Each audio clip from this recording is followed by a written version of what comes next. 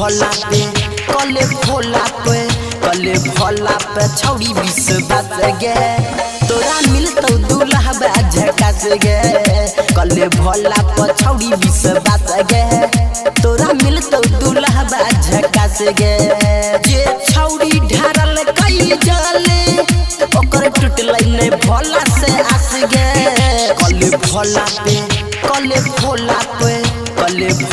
पे छौड़ी 20 बात गे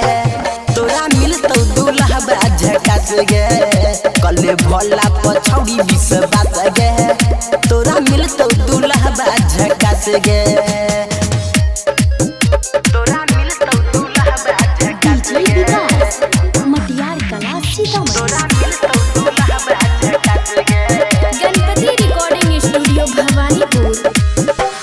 सावन के कले संभारी तू गे बन जो ओभरदानी के पुजारी गे अबेर सावन के कले संभारी तू गे बन जो ओभरदानी के पुजारी गे जते पाप कने होई बी कुमार में सबे कट जतो बाबा दुआर में कले भोला पे छौड़ी 20 बात गे तोरा मिलतौ दूल्हा झकास गे कले भोला पे छौड़ी 20 बात गे तोरा मिलतौ दूल्हा झकास गे तोरा मिलतौ दूल्हा झकास गे मटियार कला सीतामढ़ी तोरा मिलतौ दूल्हा झकास गे गणपति रिकॉर्डिंग स्टूडियो भवानीपुर कहियो दुख न हैतौ तोरा जीवन में पूरा करतौ जे हैतौ तोरा मन में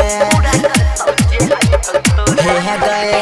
कहियो दुख न हैतौ तोरा जीवन में पूरा करतौ जे हैतौ तोरा मन में सरबन अजय कहै छौ मनले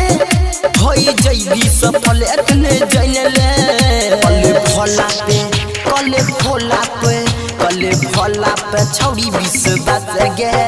तोरा मिलतौ दूल्हा झकास गे